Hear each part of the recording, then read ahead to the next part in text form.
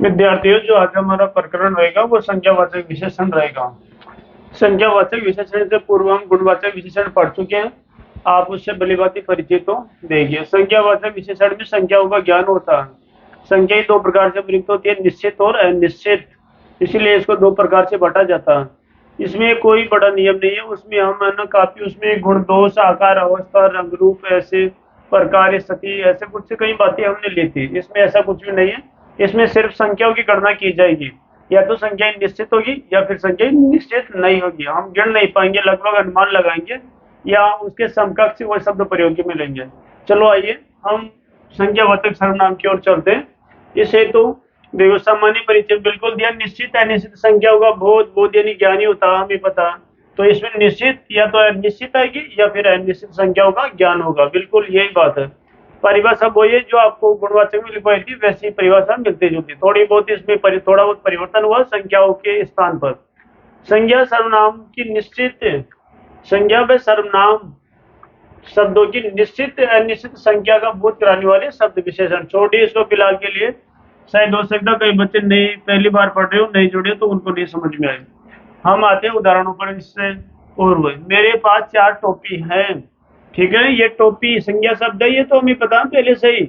टोपी हमारे पास संज्ञा शब्द का उदाहरण है अच्छा खासा। तो टोपी संज्ञा शब्द है, तो टोपी की विशेषता बताई गई है यहाँ पर, क्योंकि विशेषण शब्द संज्ञा और सर्वनाम शब्द की विशेषता बताती है, हमें पता। तो यहाँ पर टोपी शब्द की विशेषता बताई गई है। ये टोपी हमारे पास शब्द रहा और इस शब्द की विशेषता है कि वो संख्या में 4 है। ये है संख्यावाचक विशेषण। तो ये संख्यावाचक विशेषण होने के नाते ये 4 ये इसकी विशेषता है यहाँ पर। और ये टोपी ये संज्ञा शब्द है, लेकिन जब इसकी विशेषता बताई जाती है ना संज्ञा शब्द की, तो वो विशेष्य बन जाता। विशेषण के सामान्य परिचय में हम ये बात पढ़ चुके हैं। तो ये विशेष्य का काम करेगा अभी टोपी शब्द यहाँ पर। अभी हम इसको संज्ञा शब्द नहीं कहेंगे, क्योंकि इसकी विशेषता बताई जा रही है यहाँ पर। अगर ये साधारण ही होता, साधारण अर्थ में प्रयोग होता बगैर विशेषण शब्द के, तो फिर संज्ञा शब्द था। इसलिए बाहर कई लोग घूम रहे हैं। अब बाहर लोग लोग संज्ञा शब्द हमें पता है और ये वाक्य में प्रयोग हुआ, इसकी विशेषता बताई कई ने। कई के कार भाई, लोग कितने? कई। वो संख्या में गिन नहीं सकते, लेकिन कई लोग घूम रहे हैं, ऐसा कहा गया यहाँ पर। तो ये हमारे पास अनिश्चित वाली बात है, हमें निश्चित पता नहीं है कितने लोग घूम रहे हैं। इसलिए ये लोग की ये विशेषता तो बता रहा, लेकिन निश्चित संख्या का ज्ञान ये नहीं करवाता। इस प्रकार से और भी हमारे पास कई शब्द है। मैदान में कई बच्चे दौड़ रहे हैं। मेरे पास 10 किताबें हैं। तो ये सब शब्द क्या है? संख्यावाचक विशेषण के, जो गिन सके हम, वो शब्द आते संख्यावाचक विशेषण में। वो शब्द नहीं आते, ध्यान रखिए विद्यार्थियों, जिनको हम नाप सके,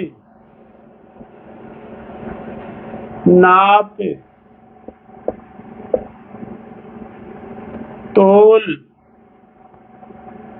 मीटर वगैरह कपड़े में करते हैं।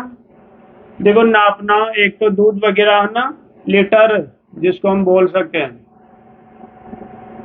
एक ही तोल किलोग्राम।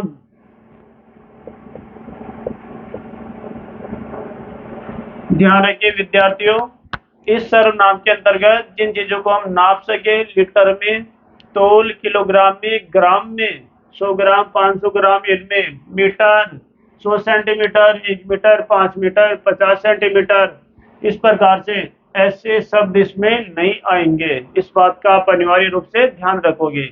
जैसे मैं कहता हूँ मुझे 1 मीटर कपड़ा चाहिए, 1 मीटर कपड़ा, मीटर तो इसमें आ रहा, तो ये इसके अंतर्गत नहीं आएगा। बस आप 3 बातों का ध्यान रख लेना। ये आपके लिए क्या है, थोड़ी समझ लेने की बात है, क्योंकि इनके लिए विशेषण जो शब्द है हमारे पास वो परिमाणवाचक विशेषण है, ये उसके अंतर्गत जाते हैं। उसमें संख्याओं का ज्ञान नहीं हो पाएगा। उसमें संख्या जिन जिन चीजों को हम गिन सके वो उसमें नहीं आएंगे। तो हमें तो सिर्फ इतना समझ लेना, जिनको हम गिन सके, गिनने लायक हो, वो इसके अंतर्गत प्रयोग होगी। चलिए, इसके 2 प्रकार होते हैं संख्यावाची विशेषण के। ये 2 भेद दे रखिए आपके सामने यहाँ पर, मैं इसको मिटा दूं। इसके 2 भेद है, निश्चित और अनिश्चित। 2 उदाहरण पढ़े ना हमें अभी संख्यावाचक सर्वनाम के, इसलिए दोनों उदाहरण ही अलग अलग है। एक में निश्चित संख्या का ज्ञान हो रहा, तो एक में नहीं हो रहा। इसीलिए ये क्या दो प्रकार से बढ़ जाता है, इसको दो प्रकार से बांटा गया है। चलो देखिए, आते हैं हम दो प्रकार। दो प्रकार में देखिए, निश्चित संज्ञावाची, बिल्कुल निश्चित जिन बे विशेषण शब्द या वे शब्द जिनसे संज्ञा और सर्वनाम शब्दों की निश्चित संख्या का ज्ञान होता, जिन शब्दों से संज्ञा और सर्वनाम शब्दों की निश्चित संख्या का ज्ञान होता, बिल्कुल वही हमारे पास क्या होंगे, संख्यावाची विशेषण, और वो निश्चित में निश्चित संख्यावाची विशेषण हो जाएंगे। ध्यान रखिए विद्यार्थियों, हम ये पढ़ रहे हैं। मैदान में चार बच्चे दौड़ रहे, बिल्कुल बच्चे कितने हैं, चार। ये चार शब्द क्या है, संख्यावाची विशेषण, और वो निश्चित, निश्चित का है ये। तो ये बच्चों की विशेषता है कि चार बच्चे दौड़ रहे हैं। मैं चार को हटा दूं, मैदान में बच्चे दौड़ रहे, मुझे क्या फर्क पड़ता है इससे, बाकी अपना सार्थक है, हमारा अर्थ दे रहा अच्छा खासा, सामने वाला समझ रहा है इस बात को, और व्यवहारिक तौर पर हम समझ सकते हैं सही भी है। मैदान में बच्चे दौड़ रहे सही है, लेकिन अब पता नहीं कितने दौड़ रहे हैं। ये चार शब्द आएगा तो पता चलेगा कि चार बच्चे दौड़ रहे हैं। मुझे 5 किताब चाहिए, मुझे 5 किताब, निश्चित है, बिल्कुल ये बात निश्चित है। किताब कितनी चाहिए, 5 किताब चाहिए। ये अनिश्चय वाला काम ही नहीं है। किताब संज्ञा शब्द है, ये आते ही विशेष्य बन जाएगा, क्योंकि इस शब्द की ही तो विशेषता बताई गई है, और ये शब्द विशेषण शब्द है। तो विद्यार्थियों, निश्चित रूप से इसके अनेक उदाहरण हो सकते हैं कई प्रकार। मुझे 10 टोपियां दो, मुझे 5 पेन दो, मुझे 1 किताब दो, मुझे 1 बस्ता दो, कई इसके उदाहरण हो सकते हैं। हमारे को तो संख्याएं जो गिन सकते हैं हम, वो संज्ञा शब्द इसमें ले लेने हैं। ऐसे नहीं लेने, मुझे 5 मिर्ची दे दो, मिर्ची तोलने के लिए काम आती है वही, इसका ध्यान रखना। हम बोलने में बोलते हैं उसको 5 मिर्ची दो, 10 मिर्ची दो, 15 मिर्ची, लेकिन मिर्ची 15 मिर्ची 20 मिर्ची क्या वो गिन के देंगे क्या, वो तोलने के लिए काम आती है। जिन चीजों को हम तोल सकते हैं, नाप सकते हैं, मीटर में, लीटर में, इनमें, वो इसके अंतर्गत नहीं आएगी, इस बात का आप ध्यान रखना। दूसरा प्रकार अनिश्चित वाचक का, जिन संज्ञा सर्वनाम शब्दों की अनिश्चित संख्या का ज्ञान करवाता हो। वे शब्द जो संज्ञा और सर्वनाम शब्दों की अनिश्चित संख्या का ज्ञान करवाता हो, बोध करवाता हो। ये परिभाषा लिखी हुई है, आप लिख लेना। परिभाषा लिखने के लिए आप जब भी वीडियो शुरू होता उस समय एक बोर्ड पूरी तरह से एकदम सफाई से लिखा हुआ होता, तो आप उस समय आप इसको थोड़ा सी रोककर उस समय लिख सकते हो। इसके बाद तो आपको समझाने के तौर पर इस पर मारकर चल जाता। आगे देखिए, तो ये देखो इसका निश्चित संख्यावाची का उदाहरण, आकाश में कई पक्षी उड़ रहे हैं। बिल्कुल कई पक्षी हमने देखा, आसमान में कई पक्षी उड़ रहे थे, हम गिन नहीं पाए उनको कितने हैं। गिन लेते तो यही बोलते ना 10 पक्षी उड़ रहे, 20 उड़ रहे थे, लेकिन हम देखते तो हम गिन थोड़ी पाएंगे उनको कितने, ये कहेंगे कई पक्षी उड़ रहे हैं आकाश में। इसके बाद हम गए, जैसे मुझे थोड़े से रुपये चाहिए, जैसे हम बोलते हैं ना मुझे थोड़े से रुपये चाहिए, इसी के अंतर्गत आते हैं। अनिश्चित संख्यावाची नहीं आता वो भी। या मुझे 1000 2000 रुपए चाहिए, या मुझे लाख 2 लाख रुपए चाहिए, इसी के अंतर्गत आता है वो भी। हम गए, क्षण भर में वहां सैकड़ों लोग जमा हो गए। सैकड़ों क्या सोए हुए थे क्या, क्या 100 से ज्यादा या कम नहीं थे क्या, मतलब एक अनुमानित संख्या है, सैकड़ों, 100 के लगभग, या फिर हजारों को क्षण भर में देखते देखते वह हजारों लोग जुट गए। अब क्या 1000 ही हुए थे क्या, मतलब 1000, 1500, 1200, 900, 800, सम लगभग ऐसे मान के चलो अनुमानित संख्या है, ये अनिश्चित में ही आता है। इस प्रकार से विद्यार्थियों ये लिख रखे यहाँ पर देखो, 1000, 2000, सैकड़ों, लगभग, 1000 वगैरह, ये ऐसे शब्द जो होते हैं इसी के अंतर्गत आते हैं, क्योंकि इनमें कोई निश्चित संख्या का ज्ञान नहीं है। विद्यार्थियों इस बात का ध्यान रखना। 1000, 2000 रुपए, मतलब 1500 भी दे दो, 2500, जो भी है, समथिंग इतनी मेरी सहायता कीजिए।